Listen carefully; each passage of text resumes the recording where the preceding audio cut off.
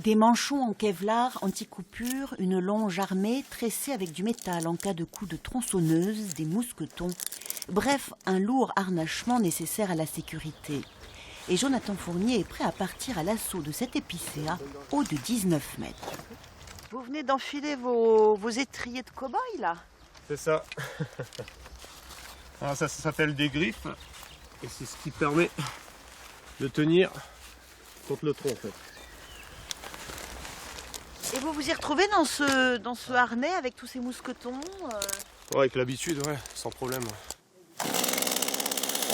2 épicéas à tailler, démonter et abattre chez un particulier. C'est le chantier du jour pour Jonathan et ses 2 hommes de pied, Kevin et Médéric. 2 arbres déjà fragilisés et qui menacent de tomber en cas de tempête. Armé de sa tronçonneuse, notre arboriste grimpeur élague au fur et à mesure de sa montée. Il lui faudra une trentaine de minutes pour accomplir ce travail.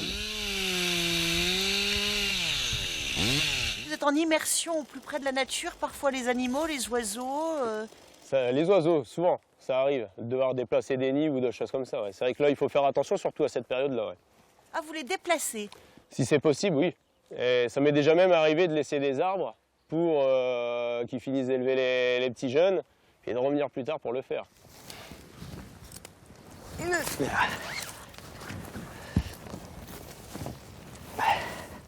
Nid de ramier. Là, ça va, il n'y a pas d'œuf. Et il n'y a pas de toussaint. Donc tu sais que tu peux t'en débarrasser. Passionné d'escalade depuis 20 ans, Jonathan est devenu élagueur il y a 5 ans. Une reconversion professionnelle pour ce jeune homme, ancien ouvrier dans l'industrie, licencié 2 fois et confronté à plusieurs reprises à des périodes de chômage. Je regrette pour rien au monde. Déjà, le fait d'être à son compte comme ça, c'est super agréable. On peut gérer son temps comme on le veut. Et surtout, j'ai l'occasion de pouvoir profiter de ma famille. Pas question de travailler en cas d'orage ou de vigilance orange au vent violent. Quand il pleut, quand tu es sur un arbre à écorce lisse, comme un érable par exemple, et que tu glisses, il y a beau faire, tu as toujours cette sensation de tomber. Donc automatiquement, tu as peur. Et après, j'ai envie de dire que vaut mieux toujours garder cette petite peur aussi en soi. Ça te permet de rester prudent dans l'arbre. Plus aucune branche sur le tronc.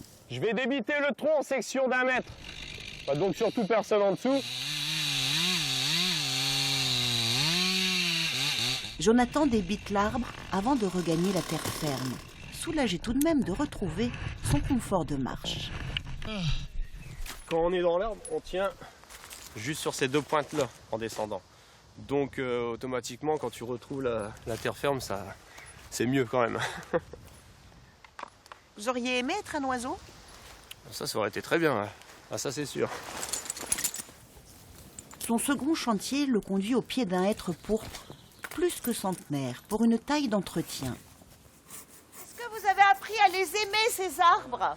Oui, bien sûr. Si je suis amené à rencontrer des clients qui veulent abattre un arbre, surtout quand il est centenaire et que c'est un bel arbre, j'essaye de leur conseiller au maximum d'essayer de le conserver. Un amoureux des arbres, appelé aussi de plus en plus souvent pour démonter les nids de frelons asiatiques neutralisés au préalable par des spécialistes.